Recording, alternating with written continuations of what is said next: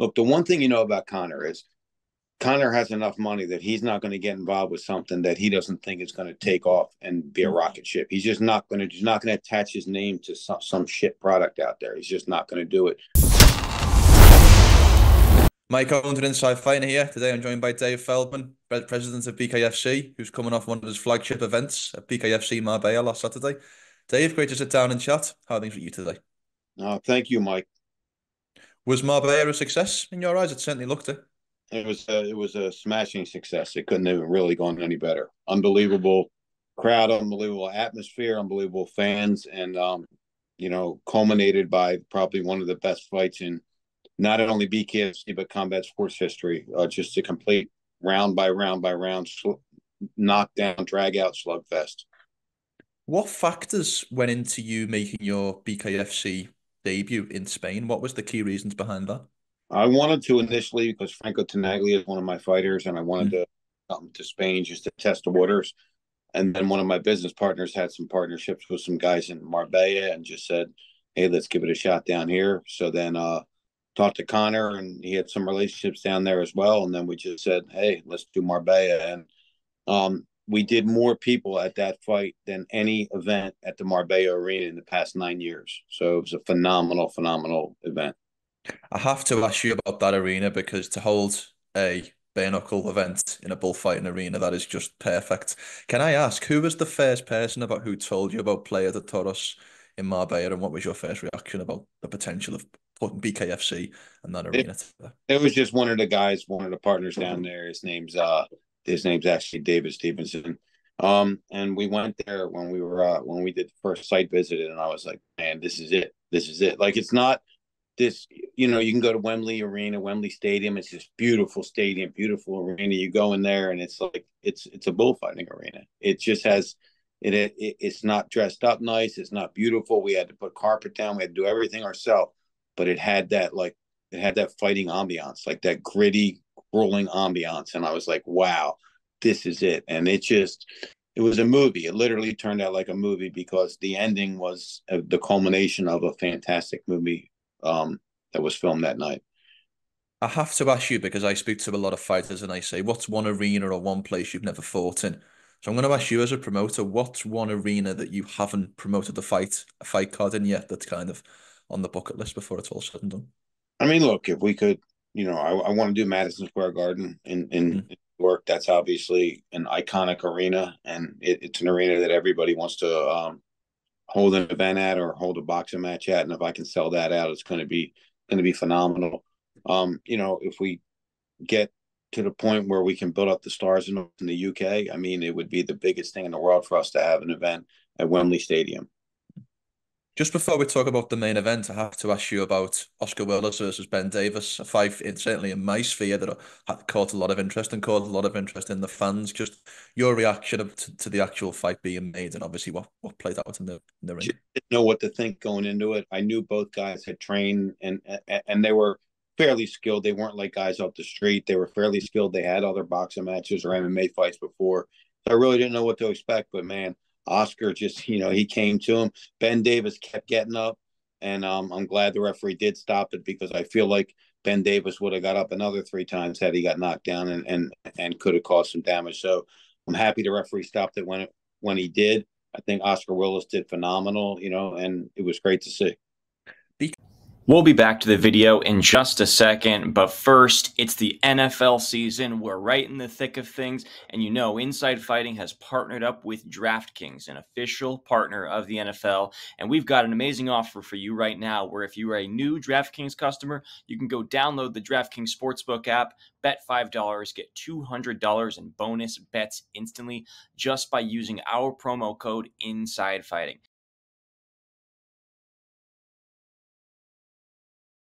BKFC have always seemed to be very receptive to those type of fights. And I know that you're a professional organization. I don't mean to disrespect when I say that, but we obviously saw Bryce Hall make his BKFC debut last year.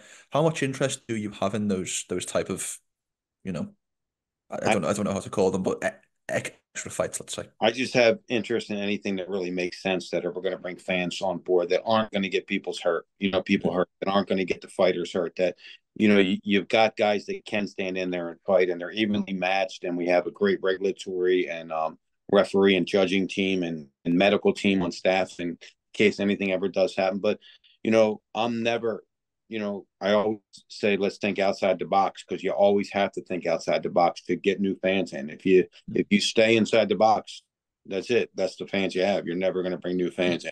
So you have to do things that are going to get new fans and new people interested, and that's what we have done in the past, and that's what we will always continue to do. You mentioned earlier Franco Tenaglia versus Tony Soto. I will give you the floor to talk about that fight because, as you mentioned, the perfect ending to the perfect event in many ways. I mean, I had a film crew just filming me the entire fight, and the guy from the zone was there. He said, "I've never seen a promoter get as excited as you got during that fight." I was probably the biggest fan in the house during that fight. It was one of the best fights. It's what I dream about for bare knuckle fighting for the fans, right? I want to always give the fans the best. The fans are paying the tickets. They're paying to the subscriptions. The sponsors are paying to come in. I want to give them the best that they can get. And to have two guys standing there and bang it out completely for 5 rounds, just exchanging punches, getting knocked down, getting back up. The other guy knocks the other guy down. They get back up. Potentially we do have a rule in BKFC. If it's a draw after 5 rounds, it could go to 6th round. But that was such a war that I went over to both guys' corner and I said, if it's a draw, it's a draw. We're not going to an extra round. It was just an amazing fight, an amazing finish to a really, really memorable night for us in Marbella, Spain. What was your reaction to Conor declaring that both of their purses would be doubled? I mean, we talked about it a little bit. Look, I said I want to do the biggest bonus that we've ever done, and he one up me, but I'm on the first. I mean, it was great. Look, they deserved it. They deserved to have their fight. I mean, anybody. That fight, what did it do for us? Like, how many more people are going to talk about BKFC now? How many more people that were there are going to say, wow, that was unbelievable. I have to see it again, because we know just from a business standpoint, sponsors, the different municipalities that are around Marbella are already interested in giving us money to bring events there. So what did that do for us? It was amazing. And, to be in the position, to have BKFC in the position to double the main event fighters' purse is a phenomenal thing right there. And to do it and make them happy and make them want to fight harder next time. And now, more than anything, let all the other fighters know that, hey, if you do go in there for BKFC and you do fight your ass off, you are going to get taken care of. Talking about Conor, obviously, it's been a massive storyline over this year with your partnership with Conor McGregor, the biggest star in combat sports, certainly right now. From your perspective as the BKFC president, what has Conor McGregor brought to the BKFC brand? I mean, he's bringing virality. He's bringing eyeballs. He's bringing legitimacy, meaning like some sponsors that are like, maybe I'll get involved, maybe I won't. It's a great product. And then Conor McGregor is an owner now. Hey, if he's an owner, look, the one thing about Conor is Conor has enough money that he's not going to get involved with something that he doesn't think is going to take off and be a rocket ship. He's just not going to. He's not going to attach his name to some shit product out there. He's just not going to do it. He knows where this is going, and his backing makes other people feel comfortable in backing us as well. And I think that was the big game changer with having Conor McGregor involved. People think that if he's getting involved, that they want to get involved as well. And it's just it's a great thing for them to follow into BKFC.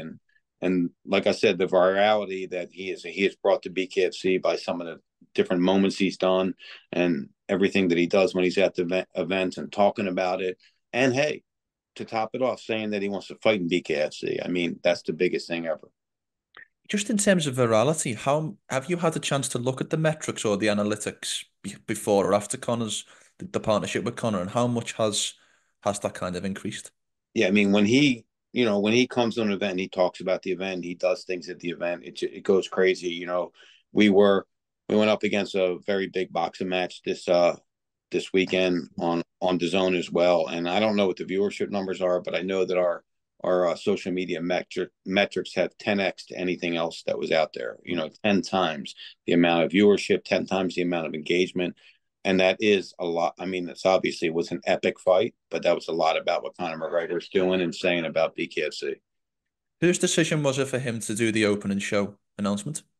That was a collaborative effort from us and BKFC, and I listened to it 100 times today because he sounded like a ringleader at a circus when he said, "What you're about to see, what you're He about to did.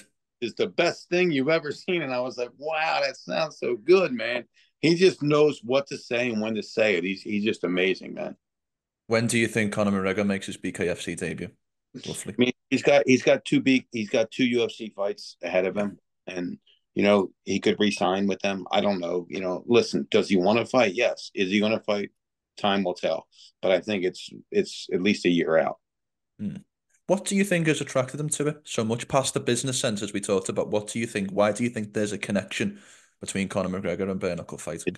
It's real. It's relatable. Everybody in the world can relate to bare knuckle fighting. Listen, you go around a restaurant and you ask people, "Do you know what the Uma Pilata is? Do you know what a Kimura choke is?" And they're like, "No, maybe." "Do you know what a bare knuckle punch is?" "Yes, yes, yes." Does your little daughter? "Do you know what a bare knuckle punch is?" "Yeah." "Does your grandmother?" "Yes." Every man, woman, color, creed, age doesn't matter. They all know what it is. It's relatable to them. Why? Because they've done it. They've seen someone do it. They saw someone get hit, or they've seen someone punch somebody before, or they punched somebody before, Yeah. and they've got hit before. They just get it. And when they're watching two warriors up there banging it out with each other with bare knuckles, they're actually, it gives them almost the authority to really get behind it as a real fan. And I think that's why it went so viral. It really turned from a real small cult following into a huge mainstream following right now. I suppose if Conor's going to make his debut in BKFC at one point, the question is who he would fight. So what I've done is I've got 5 names here, Dave. I thought we'd do something a little bit different. I've got 5 names, and all I want you to do is rank them from 1 to 5 in terms of your interest about in a fight against Conor McGregor. 5 being most interested, 1 being least interested. You ready? Yeah. So first and foremost, I've got Jeremy Stephens. Okay. Well, why don't you give me all 5 and then I'll rank them? Oh, okay. Jeremy Stephens, Eddie Alvarez, Mike Perry, Chad Mendes, Jake Paul. I mean, Jake Paul number 1, absolutely. Yeah. I don't know, probably Mike Perry, just because I think people will want to see that. Number 2, Eddie Alvarez, Chad Mendes, Jeremy Stephens.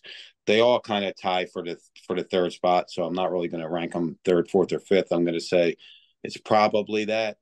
Certainly Jake Paul, because of the eyeballs. And funny thing is Jake Paul wants that fight in bare knuckle, and Conor wants that fight in bare knuckle. And if that happened, I think it's probably the biggest fight in combat sports history. Has that fight been tentatively discussed between both parties? I mean, they're both interested. It can't really discuss because, Jake has obligations coming up. Conor owes the UFC 2 fights, so it's not really discussed. Is there interest from both parties? Of course, yes. But incidentally, I did mention Mike Perry there, and he was kind of the star of BKFC last year with all the good work that he did, and obviously this year with the Thiago Alves fight. Obviously, lawsuit aside, because I know that he's currently going through a couple of legal issues with a DEI or something like that. But in your mind, what's next for Mike Perry in the BKFC ring?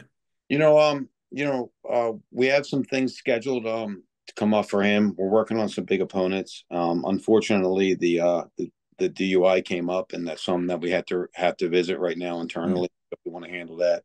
The thing that is really getting me the most is not about Mike Perry. It's about bare knuckle fighting championship. It's that we're learning now that we don't really need all the big names to come in. We're creating them ourselves. I mean, we had the biggest crowd in that arena history in the past 9 years from all homegrown BKFC guys, all guys that have paid their way, except for Austin Trout, former boxing world champion.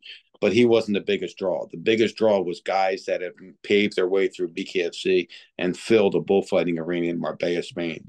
That just lets us know that we don't need all these big names to come in. But Mike Perry did help BKFC by getting a lot of great moments with us, and we do have some things scheduled for him. Just I wish him the best in getting through issues, and then we'll go from there.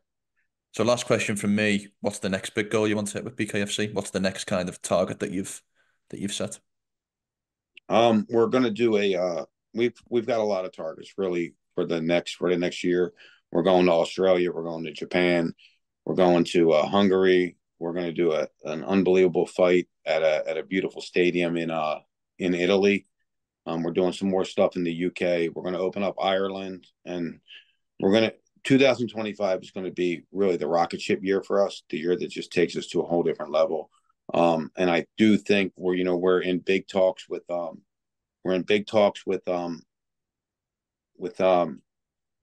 Madrid. We're going to do a huge event there that we think is going to get 40 to 60,000 people. We have partnered with Bucked Up Energy. We launched our new bare knuckle punch energy drink right there. It's the best tasting energy drink you'll ever have. I encourage you to drink it, and I'm not even kidding. I'm drinking it right now. We're all drinking it actually here in the office. We are about to do a huge partnership with a new clothing line. We have the TV deal with DAZN, and we have some other potential reality shows and deals coming up. But in 2025, we're going to launch the biggest fighting tournament that's ever been in the history of the world, and we're going to announce that in January, and it's going to evolve through 2025. I go back to this interview in January and say, "Wow, he told me about." You're the first person I'm telling about this. First media guy. There we go. The biggest event in combat sports that everybody's going to talk about it. I love it. Well, thank you so much for your time, Dave. Good to see the success of the Marbella event. We'll talk again in January with the commencement of the tournament, and thank you so much for your time. Thanks, my man.